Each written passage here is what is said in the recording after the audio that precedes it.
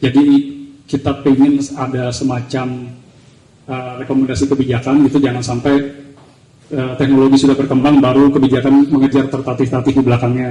Kita ingin dari sekarang ketika AI ini diperbincangkan perkembangannya, kita juga bisa sudah mulai ikut serta dalam pemikiran. Jadi kita tidak hanya menikmati teknologi secara pasif, tapi kita juga aktif menciptakan environment yang sehat di dalamnya. Jadi sebelum ini ada 2 diskusi, yang mana diskusi itu bisa teman-teman saksikan di YouTube. Nanti linknya bisa saya share juga. Dan FGD kemarin 2 kali FGD, satunya itu dengan para ilustrator cover album, jadi sangat spesifik. Jadi teman-teman cover album metal datang diskusi gitu, jadi mereka bercerita bagaimana proses mereka sebagai ilustrator untuk bekerja. Di situ ada mereka harus bicara dengan kliennya, dengan grup bandnya, sehingga tahu ini karakter grup bandnya seperti apa, filosofinya seperti apa, baru mereka bisa berkarya. Yang mana proses ini kan dipangkas oleh AI. Jadi mereka merasa bahwa profesi mereka, iya benar terancam sama AI, tapi bagaimanapun juga AI tidak bisa menggantikan peran mereka gitu. Nah kurang lebih sebenarnya itu yang kita bicarakan, dan kita ingin pembicaraan ini nanti bisa masuk ke sumbangsi kebijakan gitu ya. Mungkin Imam mau update sedikit tentang apa yang terjadi. Saya mau nanti Antoni bisa nambahin. Ya, persiapan teman-teman, terima kasih sudah hadir siang ini, hari ini. Yang mau datang silakan langsung aja. Duduk aja di mana aja bebas. Perkenalkan saya Iman Putra Fatah dari Dewan Senian Jakarta. Ya seperti tadi nambahin Arduino ya, bahwa mungkin untuk urusan mengadvokasi kesenian dan kebudayaan dalam hal AI ini kita lebih banyak berkecimpung berdua ya Queen ya. Karena selain memang kita care juga, karena saya juga ada latar belakang di teknologi. Jadi sebelum saya balik ke Indonesia, saya itu kerja di Google sebagai AI engineer. Jadi saya bisa dibilang cukup punya perspektif bagaimana orang-orang di teknologi itu perspektifnya seperti apa gitu ya. Jadi ketika saya balik ke Indonesia dan kebetulan saya kepilih jadi anggota dewan itu, saya cuma ngobrol juga dengan teman-teman yang lain bahwa AI ini akan disrupsi kehidupan kita semua loh. Gitu. Tapi ternyata belum banyak yang aware, dan ternyata setelah saya di DKJ pun juga banyak juga yang udah mulai ada terdampak nih. Ya, jadi dari sini kita di Dewan Kesenian ini berharap dari banyaknya diskusi yang kita adakan ini, kita juga bisa memberi tadi ya sumbangsi ke pemikiran-pemikiran untuk misalnya mau ada regulasi segala macamnya sekarang lagi dibuat ya.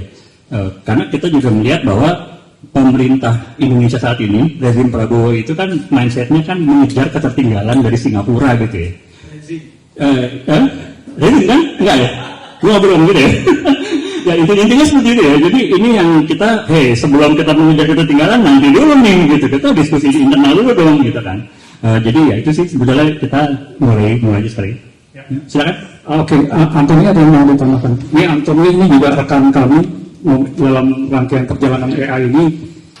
Dia wartawan yang cukup handal, mendapatkan beberapa penghargaan, dan dia sangat menaruh perhatian pada dampak pembangunan teknologi pada lingkungan, pada hak asasi manusia, kesetaraan gender dan lain-lain. Silakan Antoni mungkin mau nambahin. Oke, makasih Mas Quinn. Jadi ini aku baru tahu bahwa aku akan diminta untuk menyampaikan ringkasan. Sebenarnya yang aku siapkan itu justru adalah pendapat pribadi untuk FGD ini. Tapi mungkin aku sekalian sampaikan aja, sekalian menjadi pemantik dan karena di pendapat ini juga akan ada sedikit ringkasan juga tentang apa yang kita telah bahas di diskusi-diskusi sebelumnya. Oke.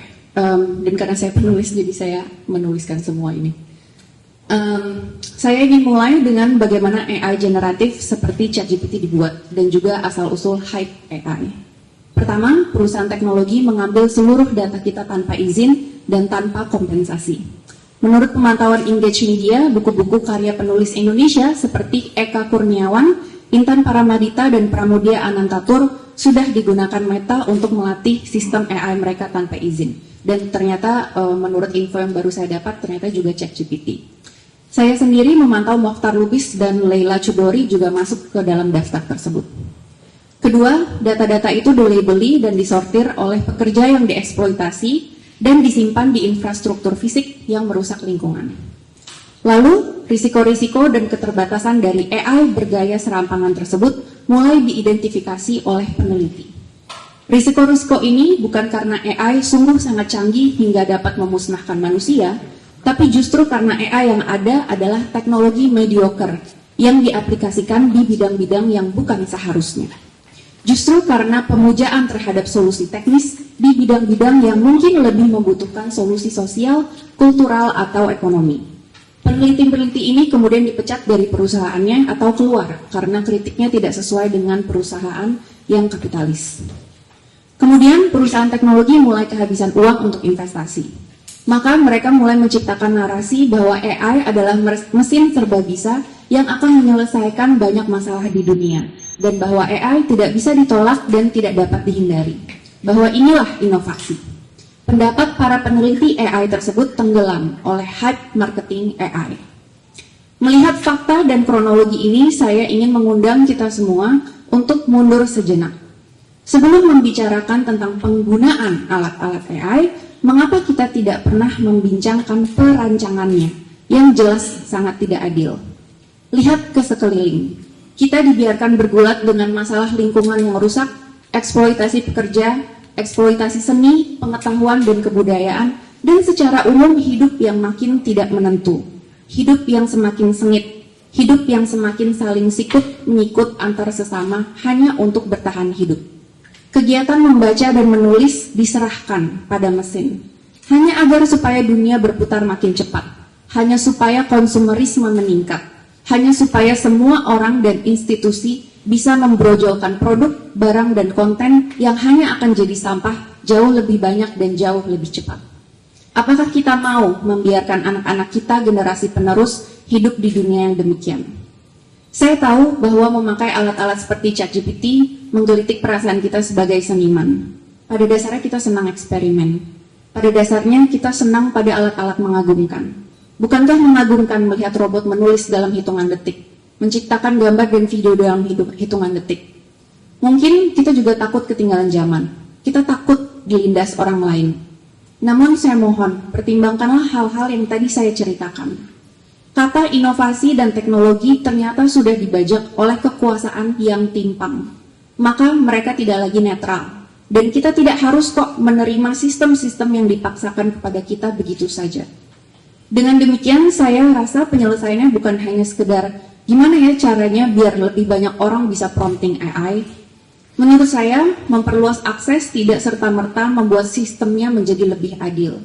Sistem yang sudah tidak adil di tingkat perancangan tidak mungkin jadi adil di level penggunaan.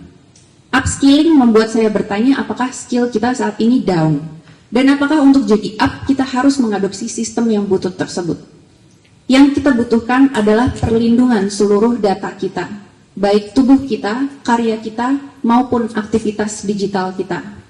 Yang kita butuhkan adalah kewajiban mekanisme pengecekan yang transparan, sehingga kita bisa mengecek dan mengetahui apakah data kita dipakai oleh mereka dan untuk siapa dan untuk apa saja. Yang kita butuhkan adalah kompensasi yang pantas ketika data kita dipakai dan ganti rugi ketika data kita dicuri. Yang kita butuhkan adalah mekanisme persetujuan yang adil untuk seluruh data kita. Jika dengan syarat-syarat itu perusahaan AI tak dapat berkembang, maka biarkanlah. Karena tidak ada inovasi yang lebih berharga daripada hak manusia untuk hidup dengan bebas dan layak. Teknologi tidak selalu punya solusi untuk masalah-masalah manusia, dan kita tidak harus kok selalu menurut pada perusahaan teknologi yang merasa mereka dewa penyelamat. Yang kita butuhkan adalah perenungan yang jujur tentang apa yang terancam hilang dari disrupsi terus-menerus.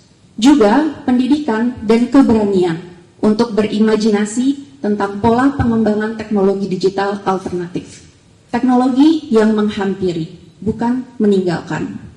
Yang kita butuhkan adalah kepercayaan pada diri sendiri bahwa seniman dan masyarakat umum berhak juga kok mengatakan apa yang kita pandang berharga, apa yang kita pandang baik, apa yang tidak ingin kita serahkan pada altar disrupsi begitu saja. Saya ingin hidup di dunia yang tumbuh dan merawat, bukan di dunia yang didisrupsi terus-menerus. Demikian pendapat dari saya. Oke, terima kasih. Terima kasih, Ton. Jadi walaupun Antonia tadi menyatakan di depan, di disclaimer di depan bahwa ini adalah pendapat pribadi dia, tapi sebenarnya apa yang dia omongkan tadi itu meringkas dua diskusi kita dan FGD yang terutama yang dari para ilustrator. Nah, mungkin karena sebagai seniman, si Anton ini juga sebenarnya penulis puisi. Jadi dia meringkas dengan bahasa seperti itu. Tapi apa yang dia omongkan sebenarnya itu meringkas apa yang terjadi, pemikiran-pemikiran yang keluar dalam dua diskusi kita. Oke, mungkin kita langsung serahkan ke Ega sebagai tuan rumah dan sebagai moderator. Nanti karena dia yang nulis storenya, atau yang menurut saya bagus, dan mungkin nanti kita bisa bicara masing-masing, tapi karena ini FGD berarti kan semua harus perlu dapat kesempatan bicara. Karena semua perlu dapat kesempatan bicara, mungkin kita bisa meregulasi diri kita untuk membatasi waktu gitu ya. Jadi kita bicara dengan singkat, padat, tetapi juga tidak menyaring apa yang kita ingin bicarakan, itu supaya semua dapat kesempatan bicara. Silakan Mas. Terima kasih. Saya manggilnya Om ya, padahal seumuran kita. Saya lebih tua.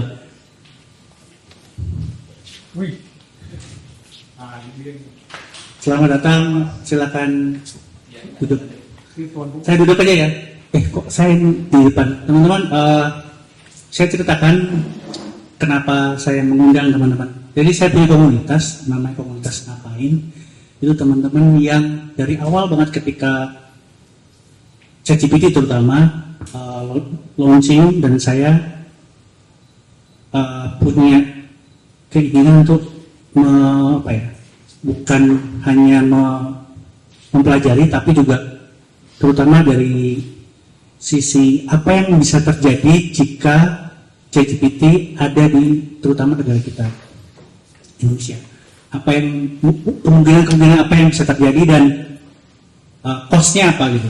Dan di grup kami ya pasti ada yang cuman prompting sebenarnya, tapi beberapa teman yang saya kenal, saya bisa diskusi itu, menurut saya pemikirannya layak untuk kita bagikan. Dan ketika bulan April ya diundang oleh Om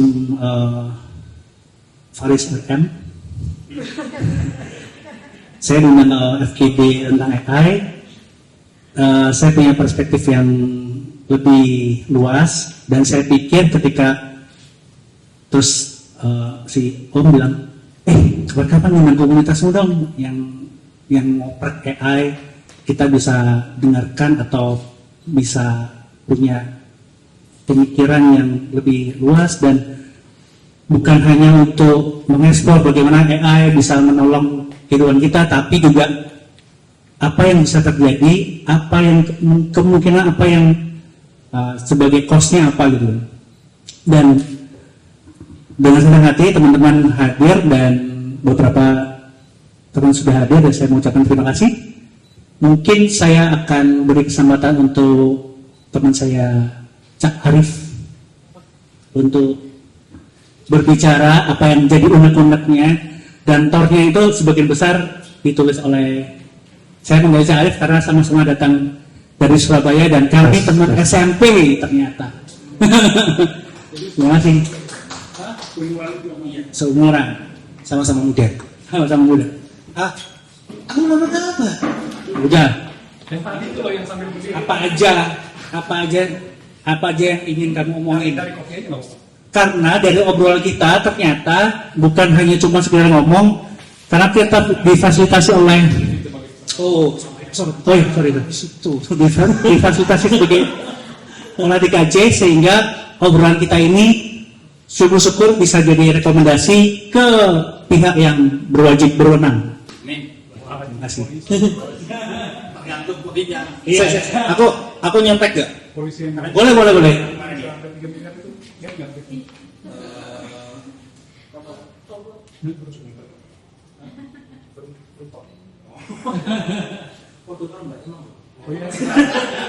Teman-teman nanti mohon sebutkan nama dari organisasi apa sama usia, usia. Usah. Saya Arif dari komunitas Ngapain. Jadi saya akan nyontek dari Pars sebetulnya. boleh. Karena sebetulnya yang saya pada waktu Ega nanya waktu itu, kita ngobrol sebentar, aku bilang oke, aku coba cek ya yang aku ketahui pada waktu itu apa gitu. Mungkin sekalian juga nambahin dari kemarin ketika kita nulisin tor ini, ada beberapa perkembangan baru yang buatku juga menarik. Dan walaupun sebenarnya nanti agak overlap, Pak. Gitu. Yang pertama adalah kalau ketika pertanyaan pertama adalah apa ya yang kemudian mau diobrolin sama AI ketika kemudian kita punya kesempatan untuk ngobrol sama pemerintah. Jadi yang kita inginkan adalah sebuah teknologi yang sebuah teknologi yang bisa menjamin beberapa pilar penting yang terkait dengan kemanusiaan kita. Yang pertama adalah bahwa teknologi ini harus menjaga kepercayaan, trust.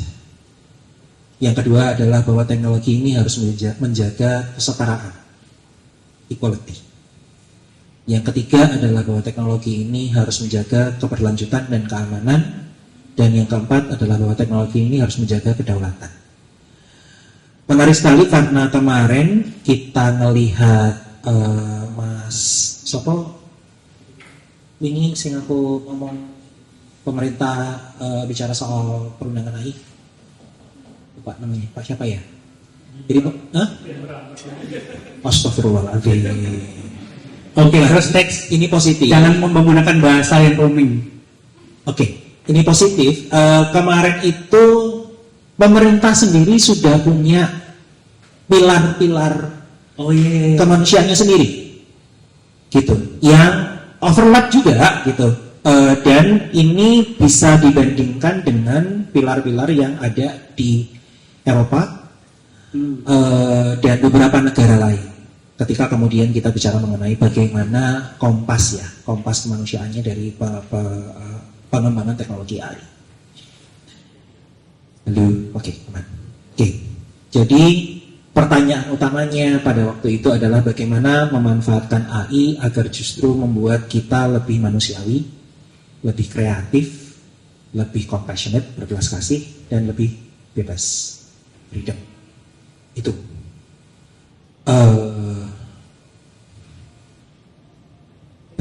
Ini ada nggak aman kayaknya aman. Dia punya kemampuan untuk produce noise gitu.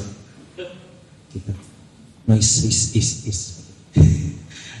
Di Tor itu ada banyak turunan dari situ. Tapi aku mau fokus dulu ke memang yang paling dasar dulu, bahwa ini adalah teknologi yang harusnya membuat manusia jadi lebih manusiawi. Bukan kemudian manusia tunduk pada sebetulnya manusia lain. Itu. Yang tadi dia ini Mbak Antoni adalah bahwa yang terjadi sekarang adalah kita beneran ada di permulaan penjajahan baru. Ini kolonialisasi besar baru, beneran. Kalau kita tadi Mbak Tani ngomong itu nanti kita akan bisa lihat di Brazil sudah terjadi kolonialisasi berupa kolonialisasi tanah, energi dan air. Itu tidak hanya di Brazil, di Afrika juga terjadi, di mana lagi aku lupa. Tapi yang aku ingat adalah Brazil dan Afrika. Indonesia kalau melihat pemerintahnya kayak apa gitu, sangat-sangat mungkin menjadi Brazil dan Afrika berikutnya, dengan posisi mimpi bahwa itu adalah perang kita di masa depan, gitu. Perang kita di masa depan adalah untuk jadi data center. Sementara jadi data center itu sama kayak membangun pabrik radioaktif di halaman kita sendiri, itu. Jadi artinya apa? Ada cost. Jadi pabrik radioaktif ya costnya jelas tuh, gitu. Energi kita akan tersedot dan energi kita bukan energi bersih. Jadi polusinya akan kayak apa nanti? Ya, yang punya batu bara akan makin senang gitu, maksudnya. Yang punya nikel juga makin senang gitu. Yang punya tambang-tambang itu makin senang karena tambangnya dekat, ada di sebelah rumah gitu. Dan kemudian data centernya juga langsung dipakai, mereka akan makin gembira. Tapi tentu saja tidak. Tentu saja saya tidak, karena saya nggak punya. Dan kebanyakan masyarakat kita tidak punya. Dan itu tidak akan dipikirkan, menurutku tidak akan dipikirkan dampaknya secara panjang, dan tidak akan dipikirkan dampaknya bahwa ini harusnya membela manusia yang ada di Indonesia. Update terakhir yang aku tahu adalah betapa berbahayanya empire ini ketika yang dikejar adalah sebuah mimpi yang namanya AGI, yang namanya Artificial General Intelligence, yang maunya adalah membuat semuanya bisa dijawab sama AI. Overlap sama Mbak Antoni tadi, kita justru berusaha, AI justru berusaha memecahkan masalah-masalah yang harusnya dipecahkan sama manusianya, bukan sama AI. Itu. Oh ya, kita bisa bikin AI yang bisa bikin SIM dibikin lebih cepat. Gitu. Public service dikerjakan dengan jauh lebih efisien. Oh ya itu. Dari mana? Hah? Ada banget di benefitnya. Ada banget benefitnya. Oke, jelaskan dong. Kalau kita mikir jangka panjang, betul. Kalau kita mikirnya jangka panjangnya nggak panjang loh mas, 5 tahun. Kenapa? Karena kalau public service beneran bisa dihandle sama AI, dan berarti itu korupsinya bisa ditekan luar biasa, maka dalam 5 tahun, demokrasi kita akan siap untuk bikin pemilu berikutnya. Sekarang, trust kita kan luar biasa jelek. Negara malah memilih fasis kok. Masyarakatnya juga lebih milih fasis atau anarkis. Gitu. Aku agak setuju juga sedikit. Ya, tapi itu persoalan lain. Tapi kalau umpamanya AI itu dikerjakan memang untuk hal yang seperti itu, sehingga kita tidak butuh pegawai pemerintah yang hanya duduk di belakang itu gitu, dan cuman merokok dan main game. Itu, itu saja sudah sangat membantu. Pertama. Kemudian kedua, AI ini bisa dipakai untuk paling tidak gerbang awal kesehatan, gerbang awal hukum, sehingga nggak ada masyarakat yang nggak tahu bahwa kalau saya ditilang, sebetulnya posisi saya di mana. Itu. Sebagai lawyer gitu. Kenapa? Sebagai lawyernya. Iya. Kenapa? Benar. Oke, nanti benar. ini Tapi itu sebenarnya adalah sangat mungkin ketika kita tidak bicara AGI. Kita tidak bicara all encompassing intelligence. Kita bicara hal-hal yang spesifik. dijelaskan tentang AGI dikit dalam satu kalimat. Artificial General Intelligence. Artificial General Intelligence ini adalah sebuah AI atasnya. perma yang keluar karena seluruh tech AI sekarang itu dianggap oleh investornya sudah berhasil mencapai AI. Oke. Sehingga kalau mau invest lagi, Generasi selanjutnya setelah AI. kalau mau invest lagi harus ada yang dikejar baru. Iya. Nah, yang dikejar baru ini namanya sekarang AGI. Tapi itu apa? Masing-masing orang beda-beda ngomongnya apa. Jadi termnya kapitalis ya. Supaya mereka bisa next. Termnya pitching, Iya. Oke. termnya pitching investasi. Itu sih. Jadi kalau buatku mungkin update yang terakhir yang aku tahu adalah bahwa sebetulnya banyak sekali yang bisa dilakukan AI ketika kemudian kita memang memfokuskan persoalan apa yang mau kita pecahkan. Alih-alih berusaha betul untuk ngomongin sesuatu yang cuy, di psikologi aja terma intelligence itu diperdebatkan sampai sekarang. Kita nggak tahu intelligence itu apa. Kok kita ngomong artificial intelligence? Itu sih.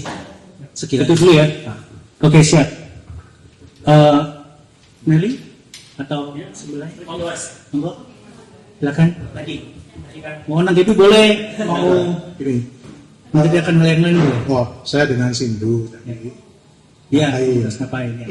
Seru sih dengar yang tadi saya bilang mimpi indahnya tuh saya suka juga. Tapi kita harus lihat realitanya bahwa Indonesia ini secara country adalah negara yang dulu saya pernah ngobrol sama suppliernya untuk intelijen gitu. Dia cerita bahwa dari Inggris gitu, dia ngeliat Indonesia seperti apa, dan dia bilang bahwa nah kalau cuman Indonesia itu malah dilihatnya sebagai negara yang kesekian untuk karena sekuritas kita jelek banget sih, dan even sampai Jadi kita konsumen colong. ya memang kenyataannya begitu sih. Oke. Even data pilkada kita aja kan bisa diakses dengan mudah sih. Iya. Jadi yang saya khawatir sebenarnya kayak tadi misalnya ada bicara mengenai data center akan dibikin di Indonesia. Lalu secara geologi kita tuh secara geografis kan Indonesia itu kan sebetulnya negara kepulauan, gunungnya banyak. Kayak data center paling cuma ada di beberapa pulau aja sih. Jadi rasanya juga nggak mungkin nggak bisa besar-besar juga. Investoran pun juga takut kan. Temen saya bikin data center aja harus Rentang ya? di Bogor gitu karena Jakarta nggak memungkinkan secara. Saya juga baru ngerti, ternyata harus ada pertimbangan sampai seperti itu. Ya, yang memang saya lebih pengen dengar dari teman-teman adalah bagaimana ya kita, kan ini kan data tuh ditaruh di satu, entah saya nyebut data center atau apapun itu, dan itu digunakan oleh siapa, ketika overpower di sana itu, regulasinya juga masih nggak jelas nih semuanya, mengenai etikanya seperti apa, batasnya apa. Ya looking forward sih, makanya saya pengen hadir dengar nih kita sampai mana sih diskusinya gitu sih. Itu aja sih yang kalau di saya saat ini begitu.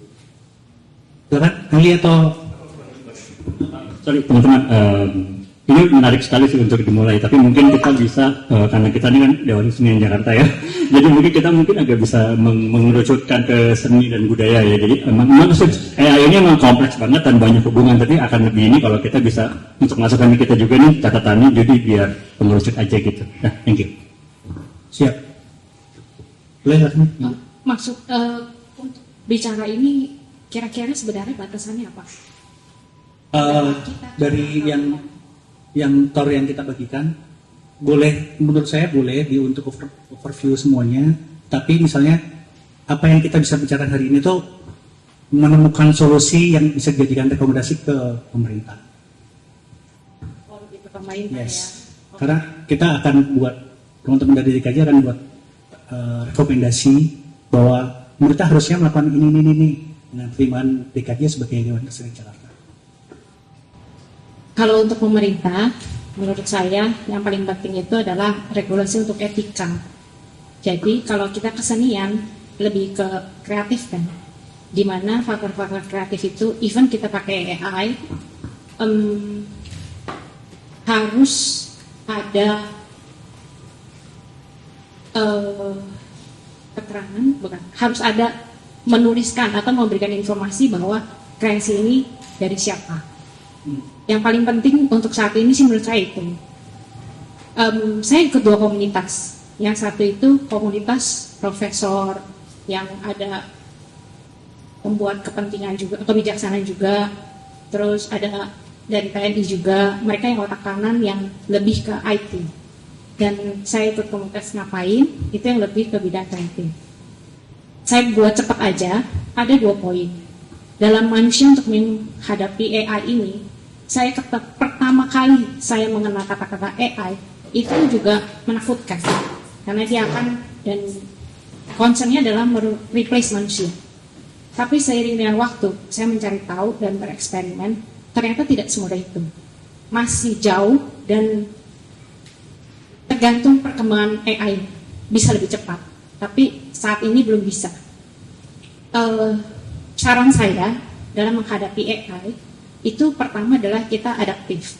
Kita kenalin dulu AI ini di bidang atau industri kita seperti apa. Lalu kita cari celah apakah kita bisa menggunakan AI ini sebagai tools, bukan mengganti manusia. Terus yang kedua, jika kita punya ilmu yang lebih tinggi dan kita punya kemampuan yang lebih jauh, kita bisa membuat AI dari Indonesia. Kalau AI yang kita tahu sekarang kan yang terkenal itu dari Amerika dan dari China. Andai kata salah satu dari ruangan ini yang punya kemampuan untuk membuat AI, kembangkanlah AI itu supaya kita tidak kalah, karena itu jangka panjang. Yang ketiga, buat orang yang tidak mau mengadaptasi AI dan tidak mau berhubungan dengan AI, buatlah ekosistem atau environment di mana kalian bisa hidup dan bersaing dengan AI tanpa AI. Saya nggak tahu caranya, tapi itulah yang harus dihadapi. Satu.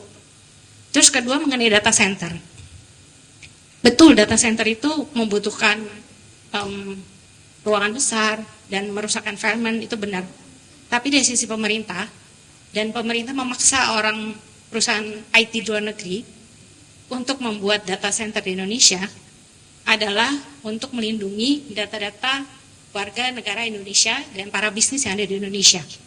Walaupun secara sekuritas belum bagus, tapi kita memulai itu untuk memproteksi. Bayangkan kalau Indonesia nggak punya data center, data kita tuh akan di luar semua. Itu yang dilakukan pemerintah. Saya tidak membela pemerintah dalam siapapun presidennya ya, tapi menurut saya itu adalah awal yang baik. Selanjutnya lagi, AI itu yang kita takutkan itu adalah generatif AI. Sedangkan artificial intelligence sendiri sudah ada sejak tahun 1956. Di awal saya dengar terms artificial intelligence itu ya juga menakutkan. Tapi setelah mempelajari AI itu apa, saya mengambil kesimpulan yang tiga itu. Manusia harus bersikap adaptif, kalau punya kemampuan adalah mengembangkannya, dan yang ketiga adalah tidak mau berhubungan. AI itu ada dulu awal banget itu adalah Maksudnya tidak mau berhubungan sama sekali dengan Iya, karena banyak orang yang punya ketakutan. Ya. Jadi mereka punya pilih. Kalau kamu memilih bahwa saya tidak mau menggunakan AI sama sekali, buatlah ekosistem yang kamu bisa hidup tanpa AI. Nah, AI sendiri, ini yang terakhir. AI sendiri sudah dimulai dari 1956. Ada namanya Alan Turing kalau nggak salah. Itu adalah mereka membuat algoritma. Ya, mulai dari machine learning. Jadi si mesin ini diajarin, lalu mesin itu fase berikutnya adalah mesin bisa memprediksi masa depan dengan hitungan-hitungan algoritma itu. Dan yang sekarang itu kita ada di generatif, bahwa mesin dengan dia di feeding data, mereka bisa memprediksi dengan algoritma, sehingga mereka bisa bisa keluar result yang diminta oleh manusia secara lebih cepat. Generatif AI ini berkembang pada saat sekarang karena didukung oleh teknologi hardware-nya yang sudah siap. Gitu. Di masa kedepannya, pada saat mesin belajar, dia bisa memprediksi, lalu dia bisa mengeneratif, kedepannya adalah otomatisasi. Ya, itu aja yang mau saya sampaikan. Ya. Saya dulu mengalami latar belakang pekerjaan. Saya nama saya Nelly. Ya. Saya di Act Digital Agency. Oke. Ngikut datang di sini diundang dari komunitas ngapain. Oke. Gitu. Terima kasih Nelly. Ya. Teman-teman lainnya yang ingin menyampaikan pandangannya. Oke. Halo, selamat siang. Perkenalkan saya Ami Kamila. Datang ke sini undangan atas nama kreator nongkrong siberkreasi. Ini diskusi yang sangat menarik, apalagi di bidang seni dan teman-teman konten kreator pasti juga ada keresahan juga terkait dengan AI ini. Ada beberapa hal yang sebenarnya mungkin juga teman-teman sudah lihat juga. Contohnya satu adalah mengenai regulasi AI pasti yang akan kita dorong ke pemerintah. Kenapa? Karena menciptakan sesuatu itu kan biasanya kita terikat dengan hak cipta. Lalu kalau misalnya teman-teman ini berkreasinya bergabung dengan AI, ini punya siapa karyanya? Itu kan jadi pertanyaan. Satu. Yang kedua, seniman-seniman muda ini juga kemarin jadi pembahasan bahwa kalau kita lihat di ruang diskusi, rata-rata teman-teman yang generasinya lebih muda itu jarang ikut, atau mereka menikmati diskusi online aja. Jadi kalau tatap muka ini agak jarang. Bahkan bisa kita Gen Z. Ya betul, Gen Z. Kemudian bahkan teman-teman di SMA atau SMP yang memang sebenarnya secara teknologi mungkin mereka lebih adaptif, tapi kadang-kadang untuk tatap muka atau bersinergi atau dengan teamwork, apalagi kalau seniman itu kan kadang-kadang kita harus bekerja melahirkan sesuatu itu dengan teamwork, itu mereka sering tidak keluar atau oke, tapi Mungkin kita misalnya masih feodal. iya betul. Kadang-kadang itu juga terjadi di beberapa lingkup lini kesenian pastinya. Bukan berarti mereka tidak punya pendapat ya. Betul. Oke.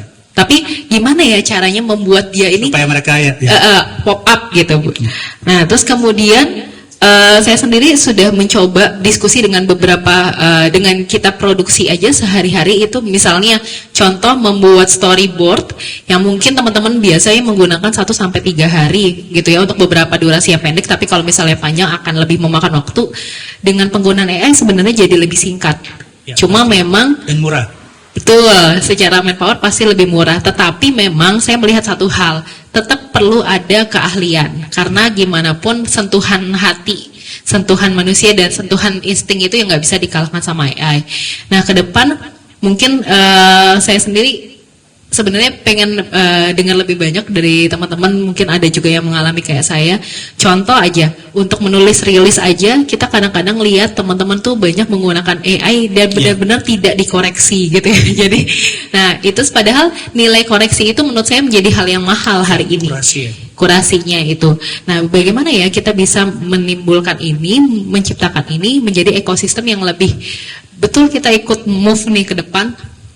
Tapi gimana ya ini biar tetap menjadi nilai yang orisinalnya bisa kita jaga. Terakhir, dengan adanya AI yang langsung bisa menciptakan sebuah video gitu ya, itu pasti meresahkan teman-teman konten kreator dan teman-teman produksi.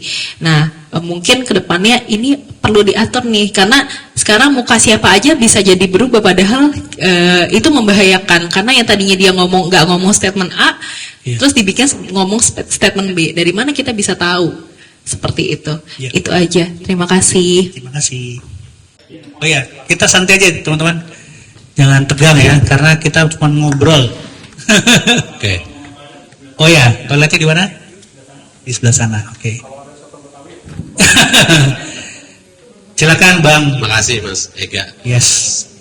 Oke, aku mau ngomong sebagai seniman ya. Aku penulis, aku penyair, aku jurnalis. Nah, sebagai penyair, tadi Mbak siapa tadi yang bilang kita harus beradaptasi, mencoba, itu yang kulakukan. Aku beradaptasi. Ketika tahu ChatGPT, ada grup ngapain, gabung di situ. Terus nongkrongin, dengerin kemana arahnya diskusi dan mencoba. Di puisi sampai pada kesimpulan pekerjaanku sebagai penyair nggak akan tergantikan oleh AI karena buruk sekali hasilnya begitu. Atau kalau ada puisi yang ingin kuciptakan yang berbeda dengan puisiku selama ini, mungkin AI bisa membantuku. Berhenti di situ. Okay. Lalu aku suka mendesain boneka. AI sangat membantu. Bikinkan boneka seperti Jim Henson, Muppet gitu. Bagus-bagus. Beberapa saya share di Facebook. Berhenti, itu memuaskan saya sebagai gambar ya. Lalu prosa, aku menulis cerita. Kayaknya sebulan lalu deh saya nge-share satu cerpen di grup ngapain ya. Iya. Nah itu baca. Percobaan yang kesekian. Tadi malam grup itu saya share lagi di satu grup lain, grup diskusi, ruang diskusi dan menulis namanya. Saya beritahu ini ditulis dengan AI. Teman-teman silakan kritik. Setiap minggu kami nge-share satu cerpen di situ. Terus kalau nggak dibilang itu ditulis dengan AI, nggak ada yang tahu kalau itu AI. Aku merasa oke, berhasil percobaanku dengan AI. Barangkali aku akan menulis dengan AI untuk prosa, untuk fiksi gitu. Dan memang saya menulis dengan bantuan AI, with AI, bukan by AI ya gitu. Ada beberapa novel yang saya merasa puas dengan hasilnya.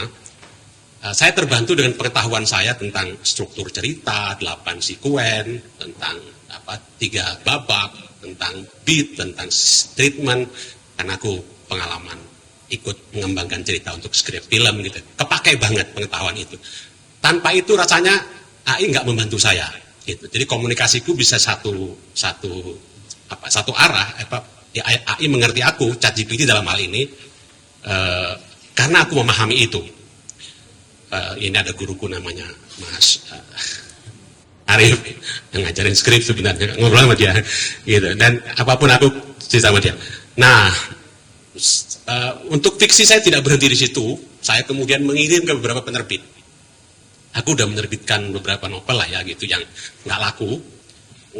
orang nggak tahu, mungkin orang lebih tahu aku sebagai penyair lah begitu kan gitu. Apa namanya, satu penerbit langsung menolak. Saya beritahu bahwa itu ditulis dengan bantuan AI dari awal. Semua penerbit, ini bagian dari eksperimenku. Sebelum dibaca? Sebelum dibaca, Oke. begitu ku beritahu aku dibantu AI, wah kami nggak nerbitin itu bang. Oke. Satu penerbit, oke kami baca, tidak menolak. Yang satu lagi jawabannya menarik, kami tidak pernah nerbitin, tapi kirim aja, kami akan baca. Lalu setelah membaca, kamu mau nggak kalau diterbitin, tapi kamu jangan bilang bahwa itu AI. Kenapa? Nggak ketahuan pakai AI. Wah, aku satu sisi merasa berhasil menggunakan itu gitu, tapi saya belum menjawab iya atau enggak gitu. Ini di industri ya, di penerbit ya, penerbit besar-besar ini gitu. Nah, yang satu penerbit yang masih tidak menolak, masih membaca, masih meninjau naskah, itu menarik karena mereka tahun lalu menerbitkan satu novel yang masuk shortlist buku pilihan Tempo. Teman-teman tahu nggak bukunya gitu? Itu Tempo kemudian menjelaskan bahwa Dadang Arimurtono memang menulis dan prosesnya diceritakan ya pakai ChatGPT gitu. Jadi redakturnya menantang dia untuk menulis. Saya belum baca novelnya dan belum baca juga kenapa juri-juri Tempo memilih itu. Tapi tampaknya Tempo ingin melazimkan proses kreatif menulis fiksi dengan bantuan AI. Ini menarik buat saya karena baru terjadi. Tempo baru mengumumkan Januari lalu untuk buku pilihan terbaik 2024 gitu. Nah itu pengalaman-pengalaman saya nggak tahu. Satu penerbit tambahan menarik banget. Satu penerbit yang masih membaca dan kemudian menawarkan kalau diterbitin tanpa memberitahu bahwa itu AI bagaimana gitu. Saya juga belum. Dia bilang ada persoalan etik.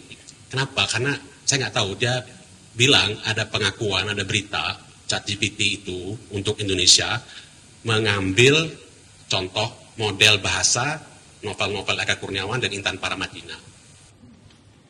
Apakah Intan dibayar royaltinya, haknya untuk itu? Dalam diskusi saya bukan ceritanya yang dia, tapi model bahasanya kan gitu. Kan bisa novel siapa saja, kebetulan saja novelnya Eka dan novelnya Intan yang jadi model ChatGPT. Saya akan dikirimi artikelnya yang memuat pengakuan ChatGPT bahwa untuk novel Indonesia modelnya adalah novel-novel Eka dan novel Intan. Nah teman-teman tahulah penerbitnya siapa ya? Itu ya penerbitnya itulah yang berkomunikasi dengan saya tentang naskah-naskah saya itu. Nah aku nggak tahu ada persoalan etik di satu penerbit gitu kan. Ada satu persoalan yang tadi dibuka apa enggak sih kalau nulis pakai AI. Tapi kalau ketahuan apa enggak, pengalaman saya ini ya, di editor penerbit besar itu bilang enggak ketahuan. Enggak tahu gitu. Kalau enggak dibilang juga enggak tahu. Nah di kelompok, di grup diskusi cerpen ya tapi ya gitu. Yang baru tadi malam diskusinya, ini masih diskusi sebenarnya di grup ini gitu loh. Enggak ketahuan. Jadi kalau selama ini kan gini, kalau wah pasti jelek gitu, AI gitu, nggak ada sentuhan manusianya, nggak ada rasanya, nggak ketahuan kok. Kalau persoalan ditulis pakai AI itu nggak ada rasanya dan ketahuan. Dalam kasus karya saya bukan berarti saya udah ngerasa jago, enggak, tapi menjajal ini AI persoalannya apa sih? Telah mengeksplor lah ya, valid. Mengeksplor. Kira-kira gitu mas, kira-kira mas. Mudah-mudahan bisa jadi diskusi. Terima kasih. Siap, terima kasih Bang Hasan. Boleh? Baik, terima kasih atas kesempatannya. Nama saya Malia dari Movindo Bogor. Saya tertarik dengan Akang tadi yang berbicara. Hasan. Oke, baik. Kebetulan saya juga sebagai penulis pemula kan di Vinzo. Pemula, oke, di novel Vinzo. Dan kebetulan kalau kita sudah masuk rekomendasi untuk kontrak, itu berarti sehari itu harus mampu menulis. 5.000 ya? Saya udah 1.000 sampai 30.000 Sehari? Sehari itu harus setor 1.000 sampai 5.000 ya. Oh ya, 5.000 kan ya. Nah itu mungkin kalau sebatas pemikiran kita sebagai penulis pertama, itu pertama saya belum mengenal AI, itu menguras otak banget. Ya. Walaupun kita sudah membuat kerangka karangan, sebisa mungkin itu kita kerjakan seharian, itu buntu. Paling kita dapat itu mentok-mentok 700 itu udah buyar gitu kan. Dari kerangka-karangan yang kita buat itu udah penuh gitu. Padahal itu masih panjang. Nah, pada saat saya sudah belajar AI di Mavindo khususnya, bagaimana saya mengenal namanya Gemini, kemudian ChatGPT, kemudian pakai notebook LM, kemudian tadi yang disebutkan bagaimana itu narasi daripada hasil generatif AI, dari ML, kemudian ke deep learning, kemudian lari ke baru ke AI generatif, penggunaannya bagaimana saya penuliskan prompt, bagaimana cara struktur menulis prompt, kemudian bagaimana menghasilkan hasil prompt itu sesuai dengan kebutuhan kita, promptingnya yang bagus. Saya belajar itu. Saya benahi menggunakan ChatGemini dan ChatGPT. Saya bandingkan bagaimana novel yang dihasilkan dari ChatGPT dan Gemini. Dan saya menghasilkan yang terbaik itu dari Gemini yang saya pakai. Di situ seolah-olah itu Gemini itu kalau kita promptingnya sudah berhasil, maka dari awal cerita kita masukkan itu udah bagus, dan dia bisa melanjutkan cerita yang kita mau. Yang penting satu, alurnya itu sudah kita buat. Jadi jangan kita percaya dengan AI sebetulnya, tapi AI itu sebagai alat bantu. Jadi saya itu menanamkan kotak kita itu satu. Walaupun saya pengguna AI, tapi kita harus berpikir kritis dalam hasil keputusan apa yang AI dapatkan. Jangan menelan mentah-mentah yang dihasil AI. Jadi saya itu baca detail hasil dari AI cerita yang pertama saya sudah buat. Kemudian besok lagi itu sebelum saya membuat prompting, saya langsung kata gini, coba dong lanjutkan cerita di atas. Terus langsung, wah ini jadi selama ini menggunakan AI sebagai alat bantu ya? Alat bantu, bukan AI-nya sepenuhnya kita telan mentah-mentah. Nah, setelah kita lanjutkan tadi dapat ceritanya, oh nggak sesuai deh dengan apa yang saya mau, makanya tadi lanjutkan itu ya udah kita bisa disuruh-suruh lah ya. Betul. Terus target tiap harinya bisa tercapai lah ya? Dapat tercapai. Kalau kita mungkin tidak pakai AI tadi itu, saya benar-benar itu sehari itu dapat notifikasi Anda melewati satu hari itu tadi kan. Nah, itu ada positifnya juga. Kemudian itu mungkin dalam hal seni Kang ya. Kemudian dalam dunia pendidikan ada plus dan minusnya. Mungkin kalau guru yang tanda kutip jadul nggak ngerti, pakai nulis tangan, mungkin ketinggalan dengan kita anak muda yang zaman sekarang guru-guru yang aktif di AI menggunakan AI. Kakak guru nggak? Ya, saya di dunia pendidikan itu kita lebih bisa mengeksplor. Baik kalau kita mungkin nggak bisa ide referensi dari buku itu lama, tapi dengan AI itu kita bisa mau dalam 1 detik dong aja RPP langsung jadi. Mungkin media ajar yang lebih menarik yang kita udah nggak mungkin cara tidak mengajar dan terpikirkan. bikin cara mengajar. Betul. Sama bikin soal. Betul, modul ngajar, asesmen semuanya itu kita pakai itu langsung plug. Jadi saya bilang gini, memang itu kita dijajah, ada plus dan minusnya, tapi apa salahnya sih kita gunakan dampak positif dari AI itu untuk kemajuan zaman sekarang gitu Kak. Jangan sampai gini, kita generasi, saya jujur aja, saya bukan Gen Z, umur saya sudah udah cukup tua dah dibilang gitu kan. Cukup tua. Kita tapi semangat muda Kak, semangat muda gitu kan. Jangan sampai tertinggal gitu loh anak-anak sekarang gitu. Jadi kita harus lebih bisa memegang semuanya. Anak sekarang itu saya merasa mereka tidak seberuntung saya, karena saya mengalami semuanya. Apa permainan dari modern tradisional sampai sekarang modern, kita bisa terjun ke situ semuanya kan. Jadi saya cukup bersyukur gitu kan ada di zaman sekarang itu bagaimana bisa mampu menggunakan AI yang tadi. Mungkin anak zaman sekarang itu menelan AI mentah-mentah karena takut. Jadi kalau misalnya kita ngomong ke pemerintah, usulannya apa? Lanjutkan gitu. Tapi harus ada ranah hukumnya. Batasan-batasannya, etikanya dalam bagaimana dia memfasilitasi prompt tadi. Jangan sampai kita menggunakan AI itu ada kesalahan hukumnya. Misalnya memasukkan data pribadi. Kita kan AI tidak ngomongin ini. Dia udah tahu nama kita, Hai Akmalia, langsung gitu kan. Kita tidak ngomong kita tinggal di mana, tapi dia langsung gini. Harusnya Akmalia, kamu itu menceritakan di daerah Citerep ini begini-gini. Ada saya nggak nyebutin daerah saya deh, udah bisa detek gitu kan. Nah, itulah yang harus kita pelajari gitu. Jadi, jangan sampai AI itu sendiri membodohi kita dan kita juga dibodohi oleh AI gitu. Jadi kita satu yang saya patokan ini, sepintar-pintarnya AI itu buatan manusia. Berarti kita itu lebih pintar. Jadi saya suka ngomong gini, ala AI so pintar. Saya suka ngomong gitu, karena gini, Anda tidak percaya dengan saya, katanya jangan gini. Kalau saya percaya dengan Anda, saya dosa. Saya bilang gitu aja langsung. Saya suka berantem dengan AI. Oke, baik, terima kasih. Oke, terima kasih banyak. Siap. Lanjut ke, silakan perkenalkan namanya. Terima kasih. Nama saya Ramzi, saya dari SafeNet, sebuah NGO yang bergerak di bidang pembelaan kebebasan berekspresi di Indonesia. Kebetulan waktu tadi disebut yang berwenang itu saya cukup deg-degan soalnya. Saya bagian dari gugus tugas. Daripada berwajib, Dia berwajib ya. Berwenang dan berwajib ya. Saya bagian dari gugus tugas pengembangan peta jalan AI Komdigi. Sebagai perwakilan dari masyarakat sipil ya. Kalau boleh dibilang masyarakat sipil itu cukup. Terima kasih sudah mewakili. Sama-sama diundang ya. Masyarakat sipil sendiri cukup sedikit ya terwakilkan dalam gugus tugas tersebut. Kemarin Mbak Antonia bikin piece di Tempo bahwa cuma 6 dari 300 lebih anggota gugus tugas itu yang dari masyarakat sipil.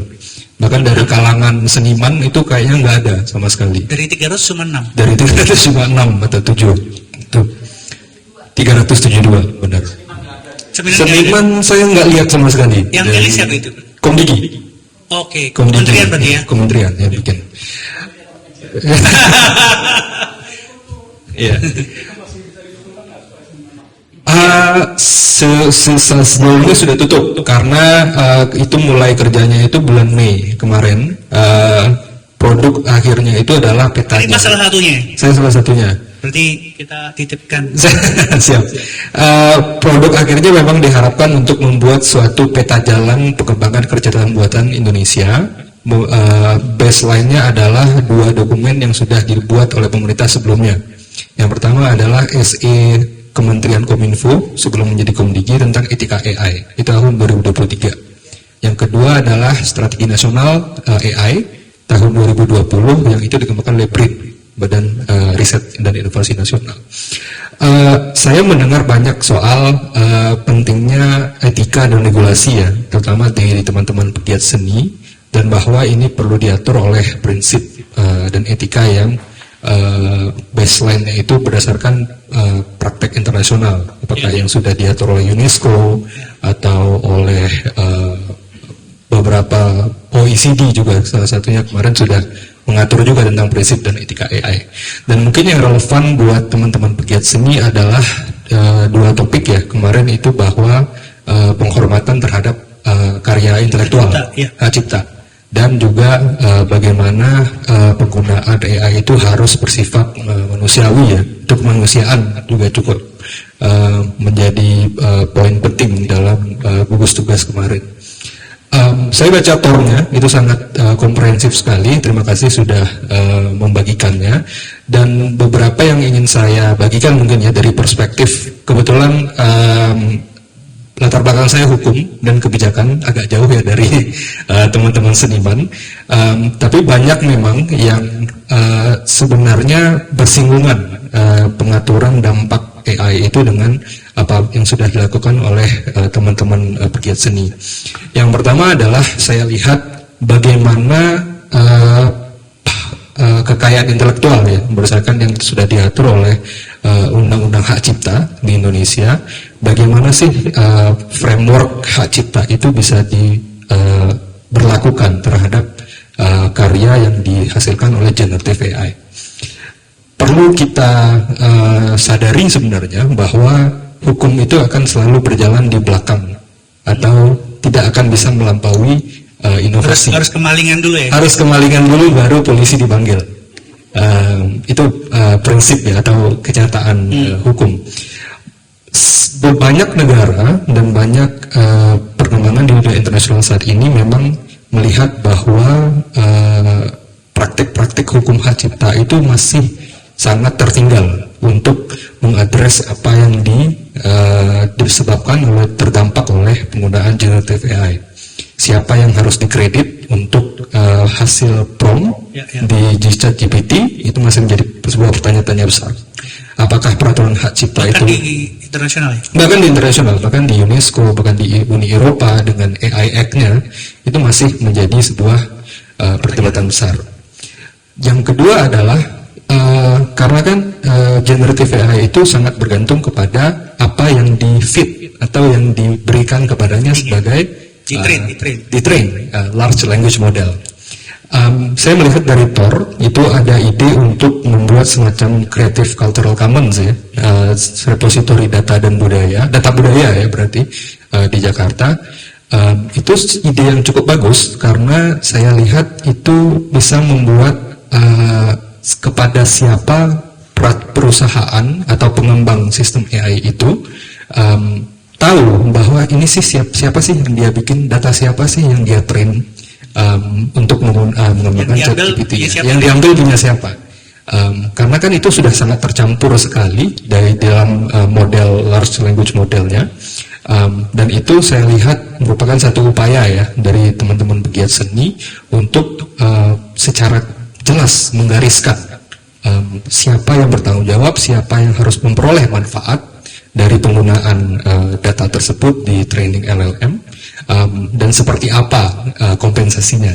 Ada ide untuk lisensi, ada ide untuk mungkin kompensasi dan lain sebagainya. Karena di luar itu OpenAI misalnya dia sudah beli lisensi untuk data New York Times misalnya. 10 atau 50 tahun sebelumnya dia sudah beli datanya secara lisensi. Kalau nggak salah itu jual lepas ya, untuk beberapa juta dolar gitu dia beli data dari New York Times.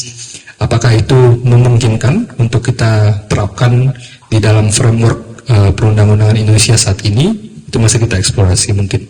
Tapi mungkin ya dari diskusi hari ini mungkin saya bisa coba mempelajari juga dari teman-teman pegiat sini seperti apa sih regulasi yang dibutuhkan, karena mungkin kita juga identify beberapa peraturan perundang-undangan yang sebenarnya bisa dieksplor untuk mengatur AI di Indonesia, walaupun mungkin tidak akan ada undang-undang AI.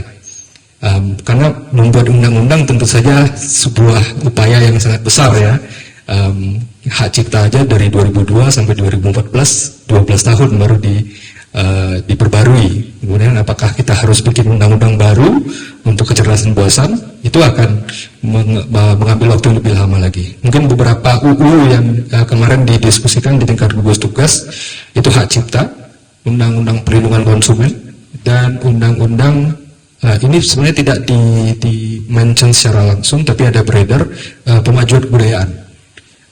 Undang-undang pemajuan kebudayaan, bagaimana dampaknya nanti, dan peraturan turunannya itu kemarin kan untuk pemajuan kebudayaan.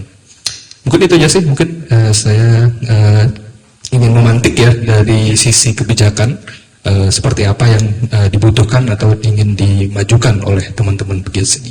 Terima kasih. Oke. Ada tanggapan? Boleh?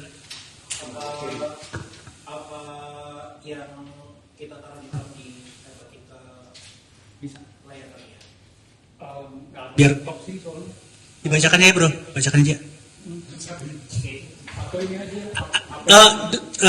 Teman-teman dulu yang mau ada yang bisa di ini dulu sebelum di Bang Hasan. Oke. Di sini ya, Gramedia itu diboykot. Boleh Bu. Dihimbau diboykot gara-gara cover yang pakai AI. Bukunya Andri Aksana itu ada yang menemukan dan membuktikan bahwa covernya itu pakai AI.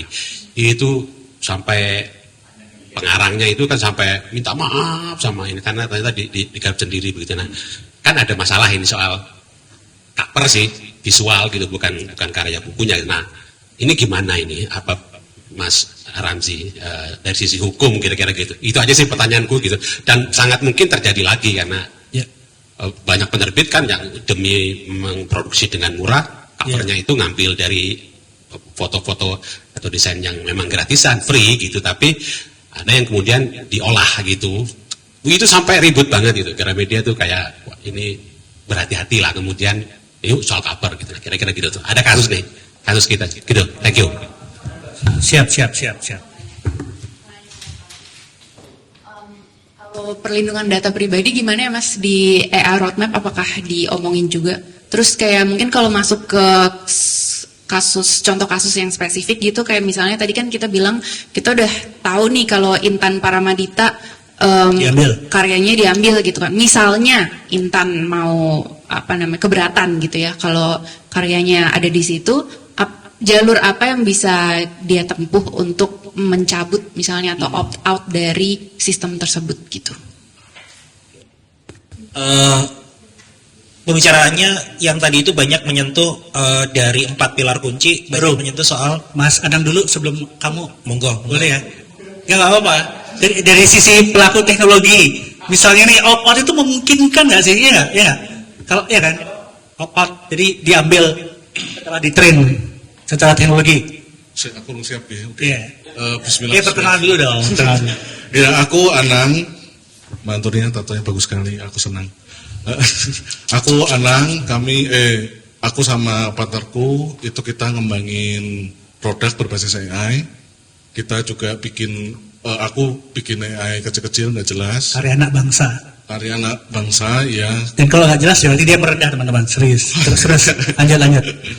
Tapi intinya aku dan perusahaanku udah pakai AI itu dari tahun 2010. Jadi sebelum ini heboh semua lah.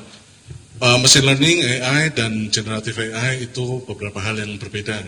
Jadi kayak misalkan generative AI sebetulnya kayak yang Mbak Antonia bilang tadi, kalau misalkan gimana caranya seseorang untuk opt out dari sebuah karya AI itu actually very easy. Karena karena gini, AI itu hanya akan nge-generate, ini generative AI ya, kita ngomong generative AI. ChatGPT lah katakanlah. ChatGPT misalnya. Let's say ChatGPT. ChatGPT hanya akan men-generate apapun yang sesuai dengan perintahnya. Jadi kalau di perintahnya ada, tolong tulisin seperti Shakespeare, ya maka berarti dia udah langsung ngambil datanya Shakespeare. Bukan ngambil datanya Shakespeare, dia membaca datanya Shakespeare, terus kemudian datanya Shakespeare itu disimulasikan untuk kemudian dipelajari polanya, terus kemudian disimulasikan seperti Shakespeare menulis. Tapi setiap generasi itu selalu punya prompt. Promptnya bisa di track back semuanya. Jadi misalnya apa tuh? Misalnya pakai bahasa bayi gimana? Ini apa? Pohon. Daun. Semua orang tahu ini pohon dan daun. Ini kalau mau bikin promptnya, menurutmu promptnya? Kira-kira promptnya gimana? Sebuah logo dia berisi pohon dengan 5 daun dan buah-buahan di tengahnya. Outline. Cakep, ya kan? Berarti ada pohon, ada daun, ada 5. Kenapa nggak ganja ya toh? Kan kita senang semua. Tapi yang muncul seperti ini. Tapi kita tadi tahu promptnya itu nempel di sini. Jadi metadata. Per image, per everything yang di-generate. Termasuk tulisan yang kita generate tadi, itu promptnya ada di sana sebagai metadata. Metadatanya bisa dijadikan apa mau jenenge evidence untuk trademark. Jadi pada saat kita ngomongin mengenai jadi sebenarnya sangat easy untuk kamu dapat ini, kamu dapat sekian pembagiannya very easy. Nah, yang nggak kita bisa lakukan sekarang adalah nge-track itu semuanya. Karena untuk nge-track itu semuanya, karena punya OpenAI. Bukan. Karena itu boros. Boros power, boros energi, boros a lot of things. Yang tadi kayak Mbak Antonia bilang, kalau misalkan kita mau maju ke depan, tapi terus kemudian teknologi ini ngabisin something di belakang. Sumber energi. Ini sebenarnya kan hukum Newton ketiga. Hukum Newton ketiga itu bilang apapun yang kamu kasih, kekekalan energi. Bukan kekekalan, justru malah sebaliknya. Kalau kamu dorong ke depan, mereka selalu ngasih gaya yang sama ke belakang. Setara dengan gaya dorongmu ke depan. Jadi misalkan kamu punya mobil, kita punya mobil kan? Enggak, maksudnya aku juga nggak punya mobil sih. Ya punya sih. Tapi maksudnya kalau kamu mau mobil, kamu mau accelerate maju ke depan, menjalankan mesinnya. Hukum kelemahan ya? Bukan ya? Inersia itu yang kalau didorong tidak akan berhenti sampai kelemahan. Oke, next. Oke, kita nggak usah ngomongin teknis ya. Ini jadi ribet. Tapi gini, pada saat handphonenya Mbak Antonia deh, pada saat dia nyalain handphonenya itu nyala karena dia makan baterai. Oke. Ya kan? Jadi untuk maju ke depan, untuk melakukan sesuatu, we burn something. Ada biayanya. Ada biayanya, selalu ada cost di belakang. Oke. Kemajuan zaman itu selalu ada cost-nya di belakang. Begitu juga kayak kita tadi ke sini, ada cost GoPay-nya. Ya kan, ada cost GoCar-nya dan ada cost yang lain-lain gitu. Nah, jadi maksudku untuk nggak bisa kita bikin sesuatu sistem yang sangat komprehensif, tapi cost-nya zero. Oke. Sehingga pada saat tadi kita mau nge-track misalkan semua trademark yang dipakai, aku hampir ngomong kasar. Itu cost-nya akan sangat besar sekali dan luar biasa besar. Mungkin investasi apa segala macam yang dipakai zaman sekarang nggak bisa. Dan kemudian AI, generative AI itu sebetulnya, ini kalau aku bilang ya, dari pengalamanku sendiri, artificial intelligence, betul tadi dari tahun 50 udah ada, but that's very stupid. Terus kemudian AI, itu generative AI, itu juga sama stupidnya.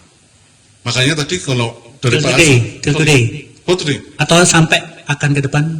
Nah, tadi kalau Mas Arif ngomong tentang Agi itu baru akan seperti kita.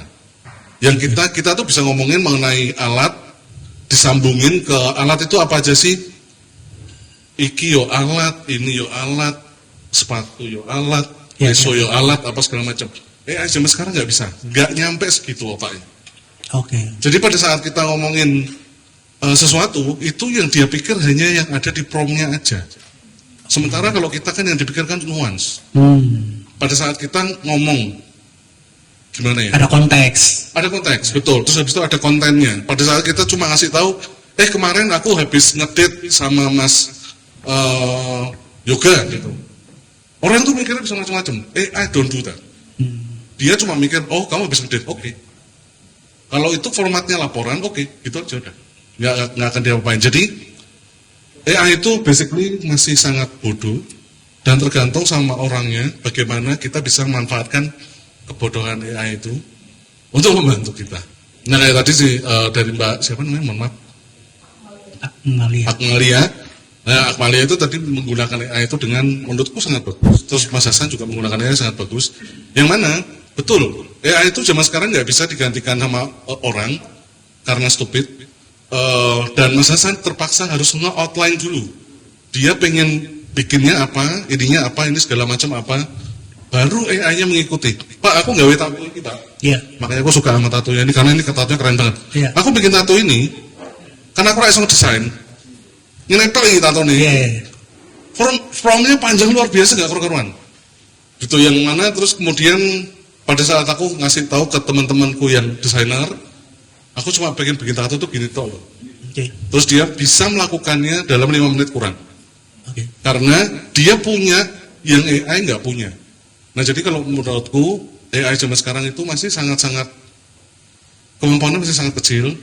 Dan terus kemudian ini kayak zaman komputer pertama yang 286. Yeah. Banyak orang takut komputer akan menggantikan tukang ketik. Banyak orang takut komputer akan menggantikan ini dan itu. Tapi makin ke sini kita tahu bahwa pada saat komputer udah ada di sini aja, nggak ada yang digantikan. Yang tukang ketik tetap jadi tukang ketik. Yeah. Yang mau bikin cerita ya tetap jadi bikin cerita gitu kan.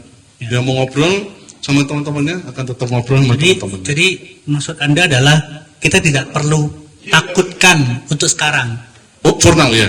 For now. But what next? What next adalah Terminator of course.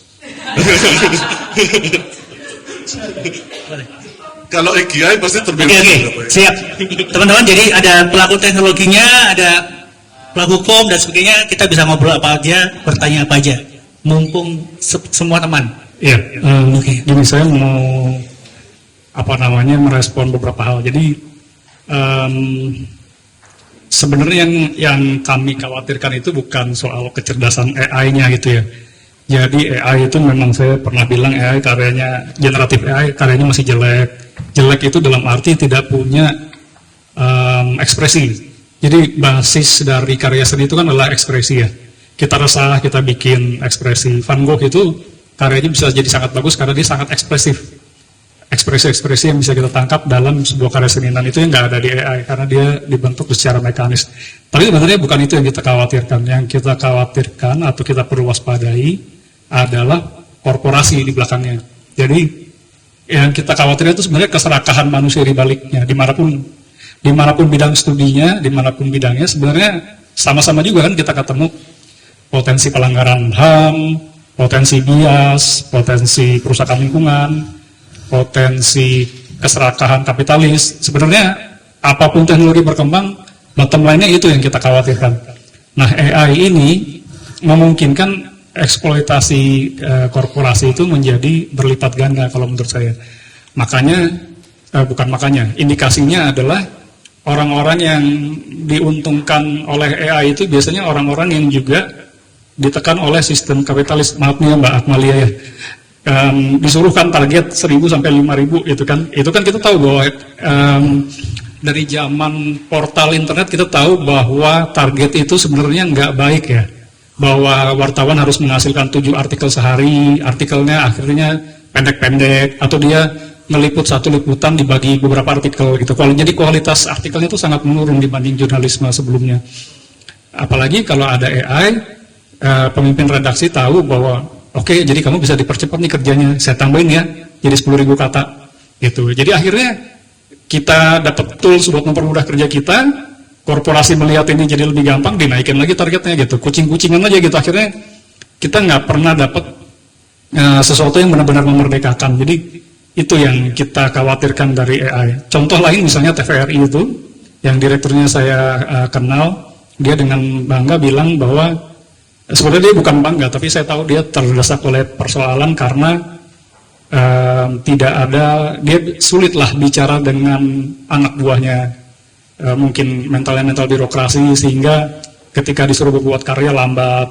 Akhirnya dia pakai AI, jadi TVRI menggunakan iklan AI, dan ini mempermudah dia sebagai top manajemen, karena tidak harus berurusan dengan drama-drama sumber daya manusia gitu. Nah, tapi ini kan juga sebenarnya sesuatu yang tidak baik ya di masa depan, bahwa kita cenderung menghindari interaksi sesama manusia untuk menghindari drama, akhirnya kita beralih ke mesin gitu. Jadi bukannya membereskan keterampilan sumber daya, tapi kita mengambil jalan pintas untuk bikin ya udahlah, tanpa lu gue juga bisa kok gitu, lu nggak mau berkembang terserah gue tinggal gitu. Akhirnya akan ada kesenjangan itu gitu. Nah, jadi sebenarnya itu yang kita khawatirkan dari AI, manusia di belakangnya yang serakah itu loh. Bagaimana dia mengambil tanpa izin, bagaimana dia akan menggunakan itu untuk keuntungannya dan sebagainya. Lalu soal aturan, Mas, itu sebenarnya seperti persoalan gender.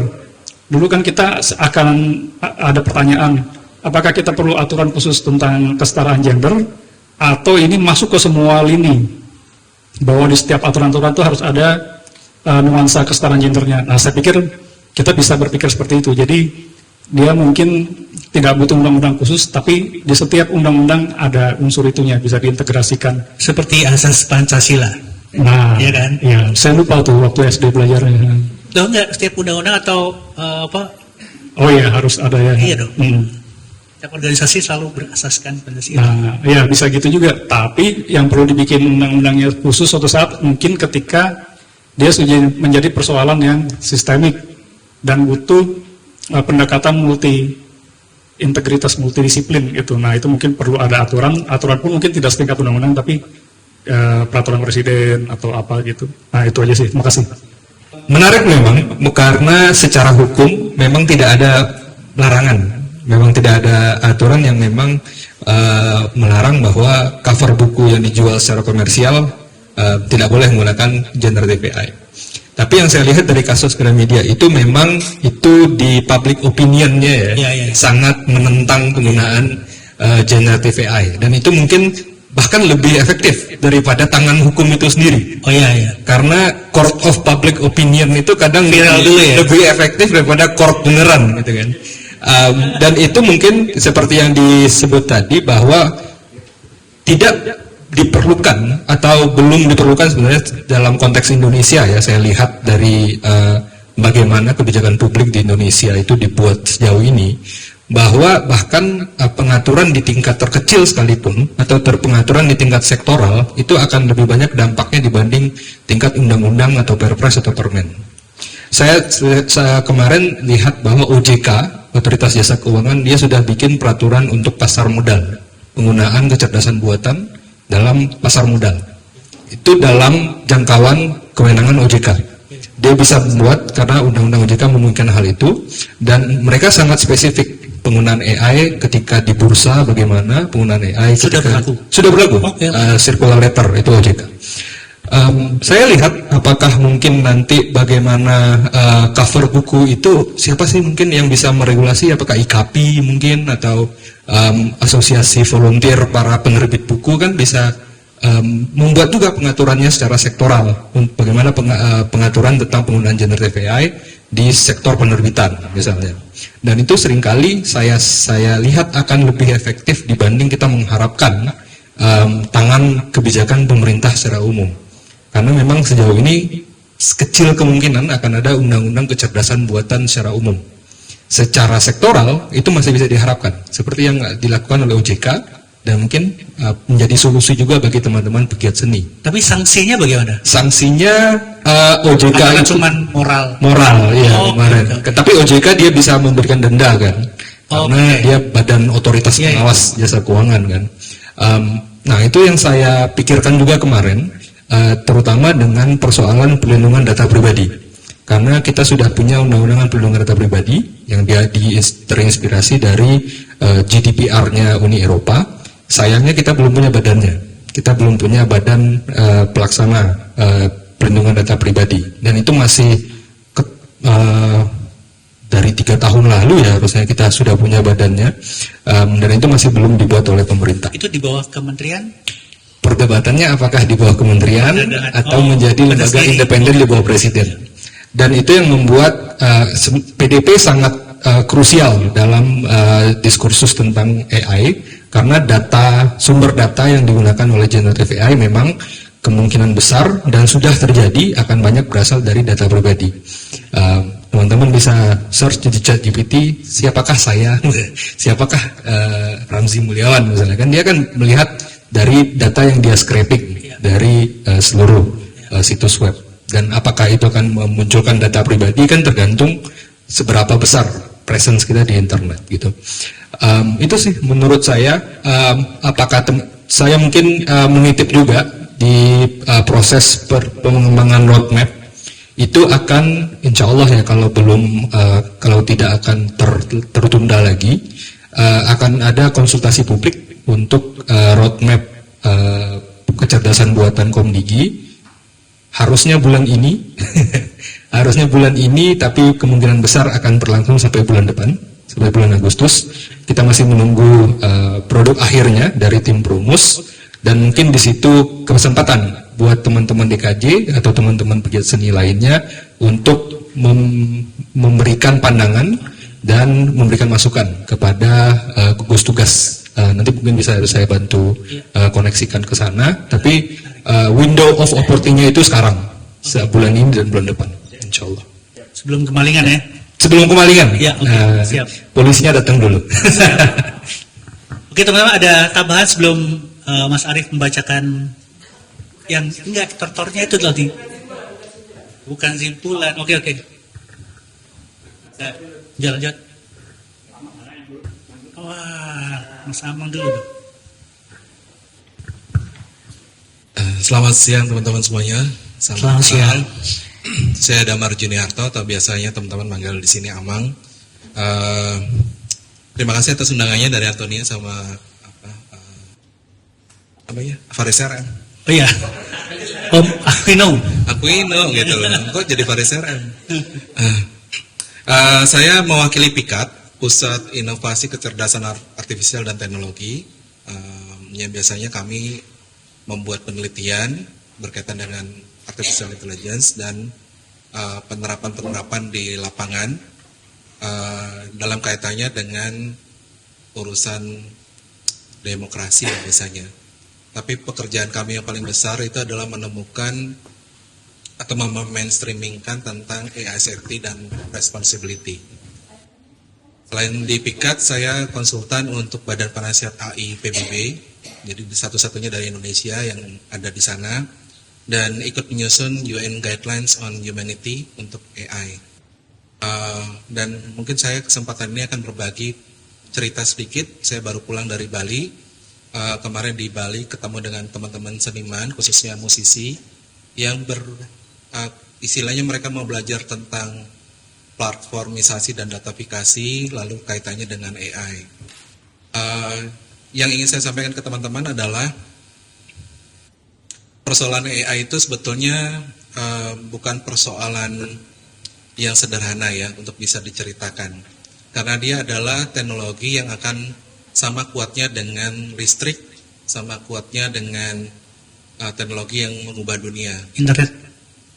Ya mungkin lebih besar dari internet, karena apa yang akan terjadi ke depan itu lebih banyak berpusat dari bagaimana AI itu dikembangkan.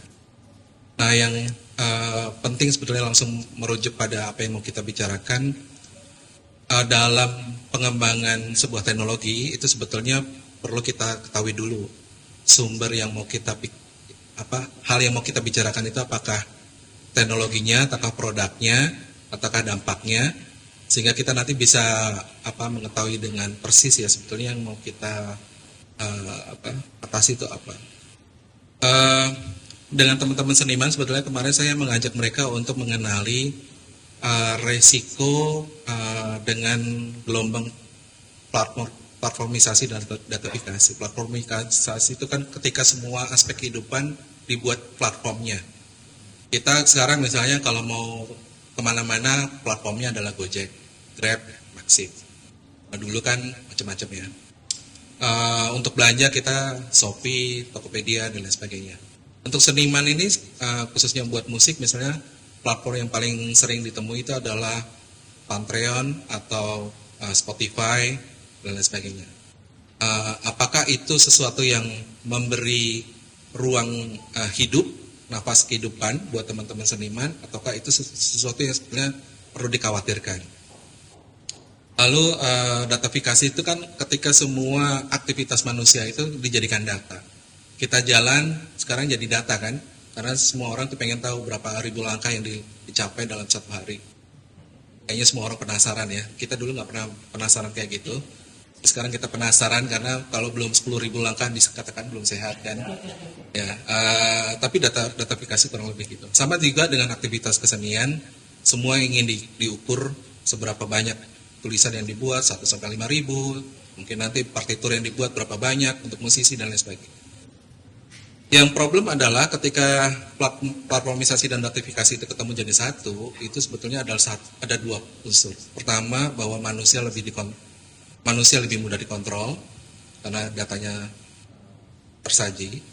Lalu yang kedua, kehidupan itu jadi lebih ada satu bentuk kebersamaan, hanya satu bentuk yang ditawarkan dalam kehidupan. Yaitu adalah ketika semua itu sudah ada dalam platform-platform tadi. Yang tidak ada di dalam platform itu biasanya dianggap sebagai othering. Kalau dalam ilmu antropologi itu adalah kaum lian, kaum terpinggirkan, kaum marginal. Jadi sebetulnya kita tidak punya dalam konteks teknologi, kita tidak punya banyak opsi untuk menjadi kaum lian. Karena kalau menjadi kaum lian, biasanya nanti ada hal yang kita ketinggalan. Sama seperti kita melihat orang-orang yang memilih tidak pakai teknologi, kita memandang mereka sebelah mata ya. Nah, kurang lebihnya kayak gitu. Nggak banyak opsi untuk menjadi kaum lian. Nah, yang penting adalah sekarang bagaimana ke depan. Karena kalau kita maju ke depan, tapi kita tidak tahu resikonya, itu persoalan. Persoalannya sebenarnya ada di situ. Dan biasanya ketika resiko sudah diketahui, maka perlu sebuah kebijakan, entah itu regulasi, undang-undang, dan lain sebagainya, untuk mengurangi resiko tadi, sehingga orang tidak kemudian dirugikan hanya karena dia dipaksa harus onboarding pada sebuah teknologi. Nah, banyak teman-teman musisi itu kemarin ceritanya saya juga baru tahu karena saya bukan musisi. Mereka cerita gini, Mas, di Spotify itu kami nih udah setengah mati bikin lagu, ya kan, udah bikin video klipnya dan lain sebagainya, harus berkontestasi dengan band-band AI yang dibuat entah oleh siapa, tapi mereka curiga yang bikin Spotify juga, untuk rebutan kue pendapatan yang sangat kecil, 0,008 dolar setiap stream share. Jadi bayangkan teman-teman musisi itu sekarang strugglingnya di situ. Mereka harus betapa tidak adilnya ya gitu sistem platformisasi yang ada sekarang, sehingga kalau mereka harus bertahan hidup salah satunya dengan Spotify, ini sangat nggak sehat. Nah, sementara kan mereka bisa hidup dengan ngejam dan lain sebagainya, tapi salah satu sumber pendapatan seperti itu. Lalu saya katakan begini, kalau resiko itu sudah diketahui, maka sebetulnya paling penting adalah dua hal. Satu, perlindungan. Perlindungan dari sisi pekerja seninya sendiri, bagaimana dia dilindungi. Artinya dia seharusnya, di Eropa kan dikembangkan pengaturan bahwa pengembangan AI itu tidak boleh menggantikan pekerjaan yang sudah eksis. Ya, jadi sebetulnya tidak boleh dikontestasikan antara yang seniman yang membuat musik dengan AI band. Itu nggak boleh di dalam satu platform yang sama. Nah, pengaturan perlindungan semacam itu menurut saya perlu dipikirkan. Lalu yang kedua adalah bagaimana masyarakat musisi terutama bisa menyuarakan persoalan-persoalan ini kepada platform secara langsung, tidak menjadi sebuah gerenengan yang ada di belakang. Itu membutuhkan banyak hal, salah satunya adalah kemampuan diplomasi siber untuk bisa berhadapan-hadapan.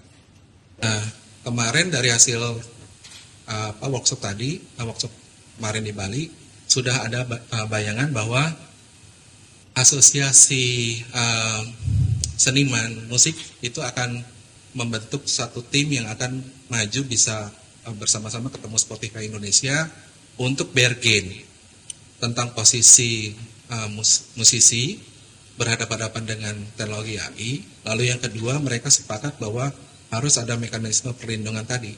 Pekerja-pekerja seni ini harus lebih dipayungi dalam perlindungan untuk mengadopsi misalnya perlindungan-perlindungan yang ada di dalam aturan-aturan di luar negeri. Nah, ini tugasnya dirimu ya. Lalu saya mau sampaikan kepada teman-teman, karena hari ini tentu lebih luas daripada teman-teman musisi, karena ada penulis, ada painter, ilustrator, dan lain sebagainya. Mulai berpikir tentang apa sebetulnya resikonya. Apa resiko hari ini yang akan mengancam teman-teman. Kita nggak lagi bicara tentang manfaatnya. Kalau manfaat, semua orang udah tahu, teknologi selalu bermanfaat. Teknologi kan arahnya untuk memudahkan kehidupan manusia. Tapi apa resikonya dengan hidup bersama teknologi AI? Kalau itu mengancam, atau ada sebuah resiko, maka buat sebuah daftar AI incident, AI risk, dan lain sebagainya.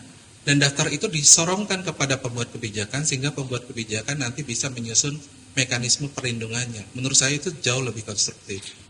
PIKAD sedang membuat AI insiden untuk Indonesia. Ya, sejauh ini kami sudah mendeteksi ada 75 insiden.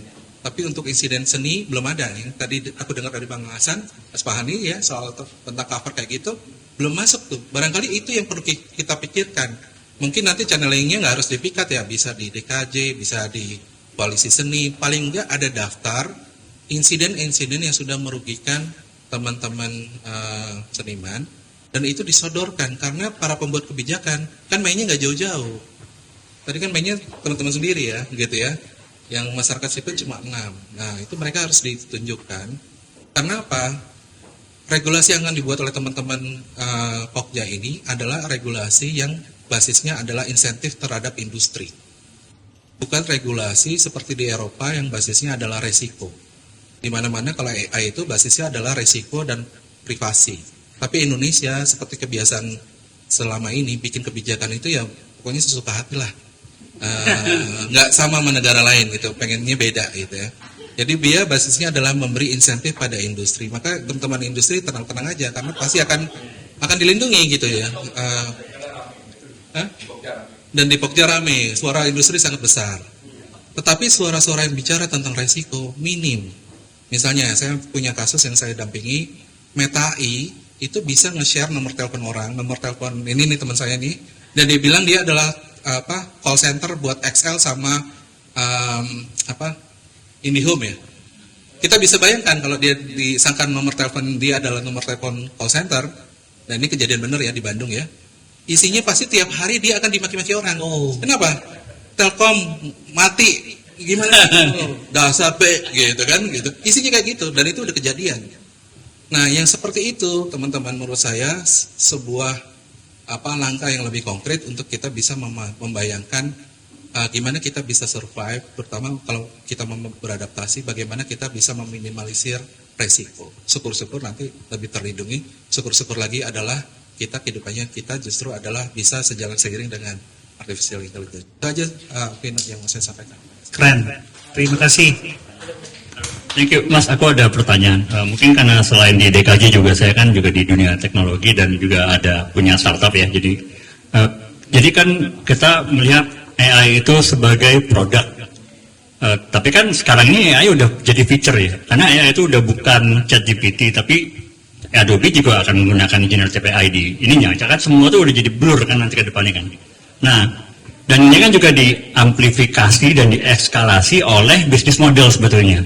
Ya, jadi ketika ada orang bikin startup, mereka pitch ke calon venture capital kan juga akan mengeluarkan dana berdasarkan teknologi gimana yang paling baru segala macam kan. Dan dengan semakin bisnis modelnya seperti itu kan berarti pengembangannya juga akan nggak terkontrol tuh. Maksudnya regulasi juga akan kejar-kejaran tuh. Nah, di Pikat tuh bagaimana? Karena tadi kan dikatakan nih bahwa paling banyak dari industri ya. Nah, sedangkan ini bagaimana nih di industri sendiri tuh ada nggak sih bagaimana ketika bisnis modelnya venture capital dan PE private equity ini juga bagian yang membuat kita juga berkejar-kejaran dengan mereka gitu. Nah, ini bagaimana nih Pikat tuh bagaimana tuh?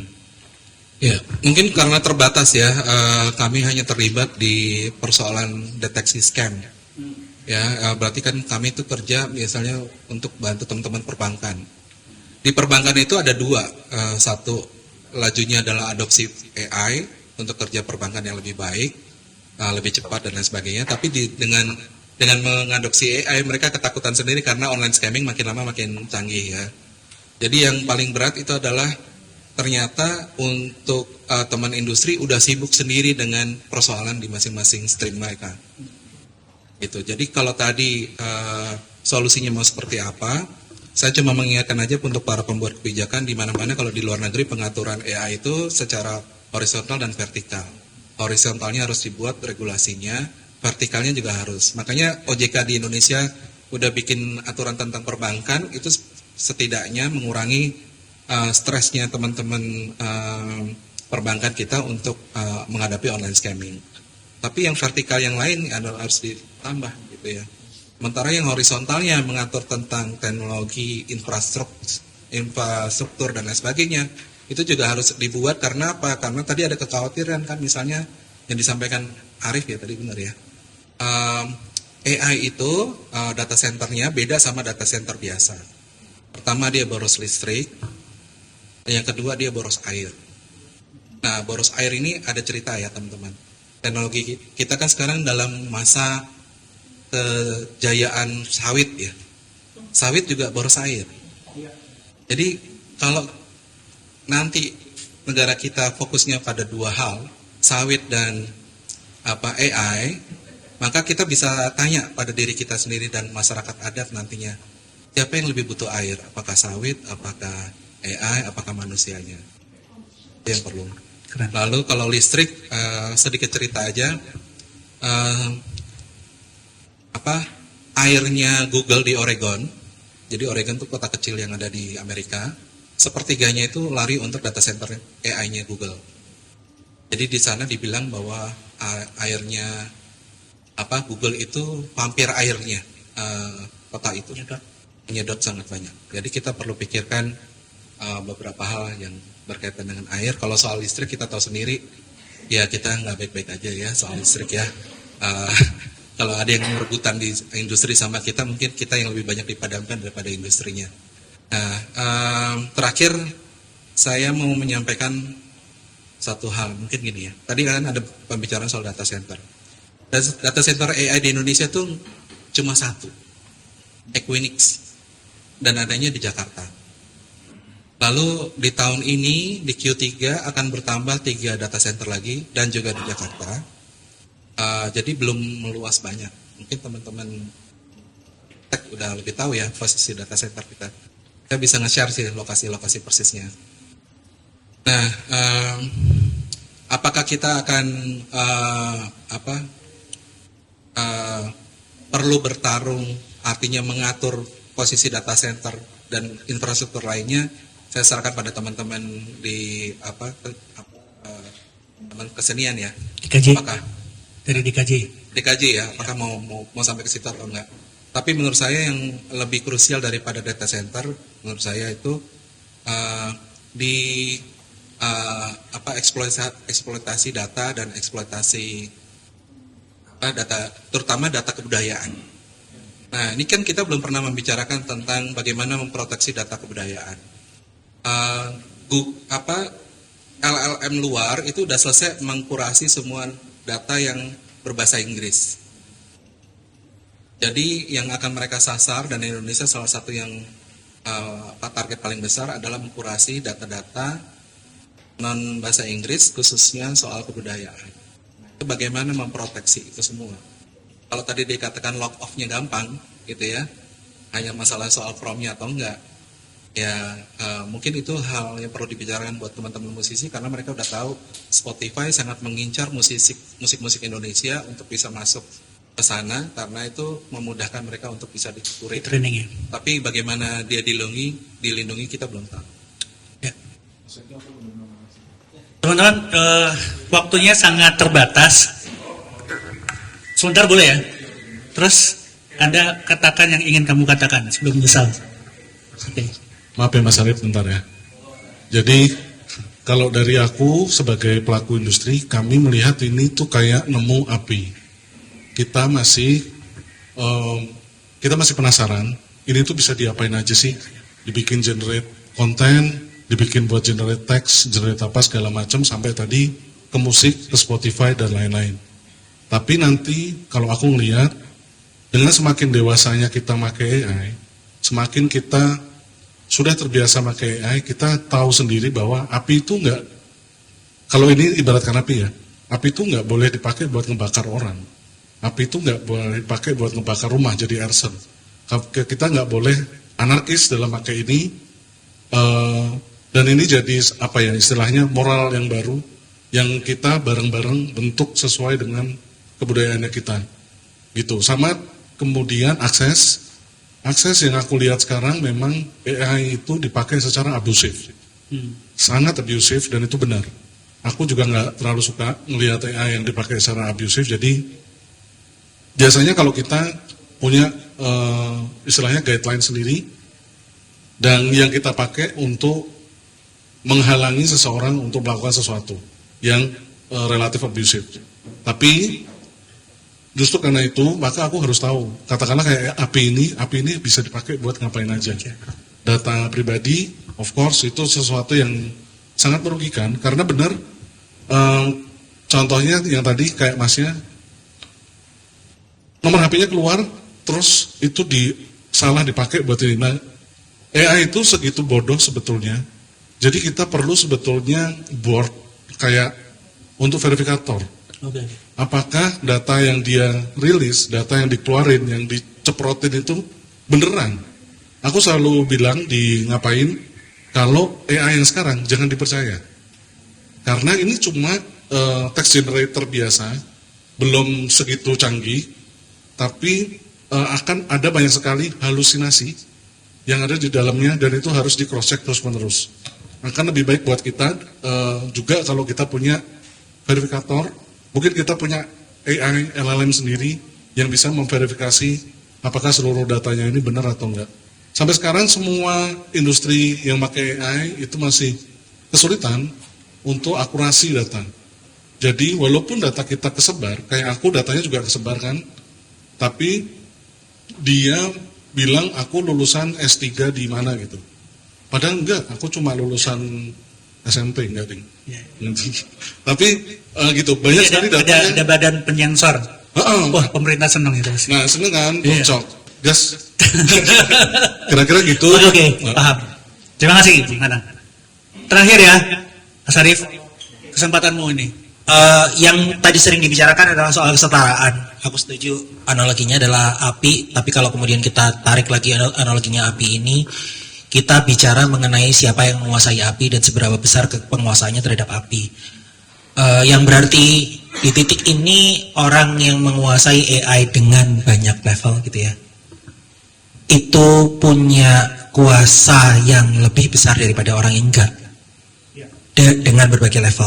Rata ya. Gitu. Kalau kita ngomongin tentang kreasi budaya, maka di titik itu kita melihat ada ketimpangan. Inequality ini kalau buatku jadi penting untuk kemudian bicarakan. Kayak namanya ada teman yang sesederhana, ada teman yang nulis novel pakai AI, ada teman yang nulis cerita pakai AI karena punya akses ke teknologinya. Gitu. Dan ada teman yang enggak. Value creation-nya, apresiasinya bagaimana? Apakah kemudian dia diapresiasi dengan cara yang sama? Apakah dia diapresiasi dengan cara yang berbeda? Karena terjadi inequal di situ. Gitu. Menariknya untuk kasusnya Mbak Akmalia adalah bahwa kapitalnya malah memandang karya yang diproduksi dengan itu, karena nanti masalahnya adalah masalah kuota, karyanya adalah karya yang di-value sebetulnya. Dan kita punya masalah itu banget sekarang, termasuk yang di Spotify, banyak banget karya yang keluar dengan kualitas yang sangat rendah. Itu gimana? Ini kita ngomongin tentang produksi budayanya ya. Kalau aku tadi ya, bicara mulai itu masalah produksi budayanya. Aku kalau kemudian kita ngelihat dari Tor yang kemudian kita bicarakan kemarin, usulan. Oke.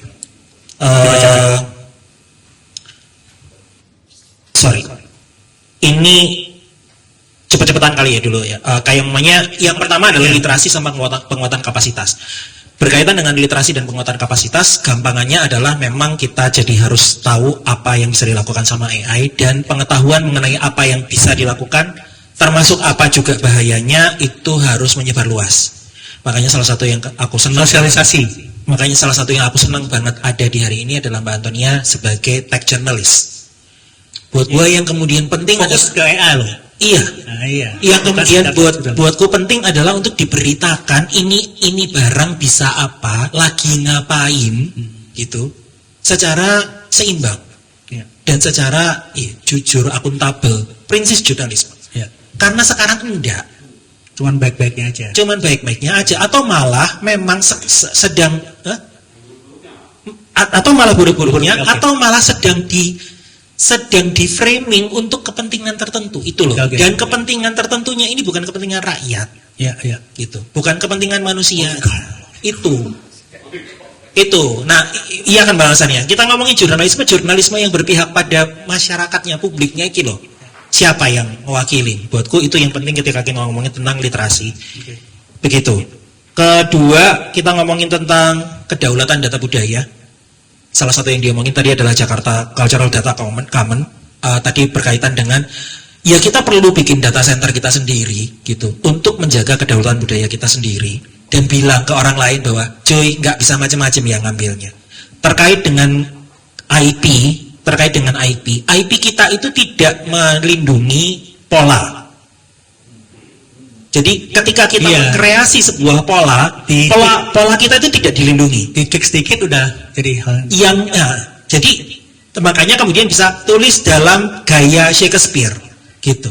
Nah, mungkin pertanyaannya sekarang adalah apakah kemudian kita jadinya harus ngomongin bahwa enggak, pola itu kan kita yang create. Masa enggak ada harganya? Gitu. Jadi jangan-jangan polanya kemudian kita harus lindungi. Itu sih. Kalau buatku itu jadi pertanyaan. Jangan-jangan kita harus jadi menengok kembali. Konkretnya kita mengumpulkan semua data budaya. Kita harus menengok kembali definisi kita mengenai kekayaan intelektual ini apa. Wong yang bikin pola ini juga intelek gitu loh.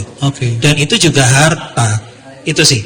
Terkait dengan itu juga, kalau buatku yang sangat-sangat konkret terkait dengan tadi juga diomongin adalah sebuah dewan yang sangat bisa dikerjakan sama DKJ yang menjadi tempat untuk orang ngobrol soal cacat hukum yang terjadi, insiden yang terjadi, dan di dalamnya berpikir mengenai etika, karena ini pasti jalan terus. Gitu. Kita sudah mulai kemarin, sudah ada apa namanya, Mas Amang tadi udah bawa yang dari UNESCO, tapi di kita sendiri seperti apa? Gitu. Di grassroots, terutama di grassroots ya, di publik sendiri seperti apa? Itu terkait dengan apa namanya, kedaulatan budaya, gitu. Yang ketiga, dan termasuk tata kelola etis yang transparan. Kemudian yang keempat adalah, kalau memang kita mau melakukan akselerasi ekonomi kreatif, iya, dan itu penting, yang tadi duluan dikerjain, gitu. Kita ngomongin akselerasi ekonomi kreatif yang tadi duluan dikerjain, dan kita harus bener-bener Kalau berbicara. mindsetnya pengusaha mending, kalau mindsetnya pengusaha pasti didulukan yang itu. Iya, akselerasi ekonomi kreatif, tapi pertanyaannya pertama adalah, kita mau memecahkan problem apa secara kreatif? Kalau problemnya kembali adalah mengumpulkan kapital sebesar-besarnya, ya kita kritisi pakai yang lain tadi. Gitu sih. Kalau ceritanya salah satunya adalah misal memperkaya kehidupan budaya kita, gitu. Bukan memiskinkan ya, memperkaya kehidupan budaya kita melawan platformisasi dan datafikasi tadi, ya kita cari gimana caranya, gitu. Kalau mau pakai AI, nah itu kan jadi bingung kan gitu loh. Kalau pakai AI malah bahayanya ke platformisasi dan datafikasi, tapi sebetulnya yang kita butuhkan dari sisi budaya adalah justru diversity, justru keragaman, justru kekayaan, gitu. Ini gimana? Kemudian yang kelima adalah posisi kita di dunia bagaimana, gitu. Kalau kita ngomongin DKJ juga punya sister cities, DKJ juga punya, Jakarta sendiri kan juga punya posisi negosiasi terhadap kota-kota lain di dunia. Ayo, bareng-bareng lah mikirin gitu. Sebagai kota yang sangat-sangat terpengaruh pada isu ini, itu sih. Gitu ya. Oke, siap. Terima kasih. Tugas saya sebagai moderator selesai. Mungkin bisa saya kembalikan ke tuan rumah.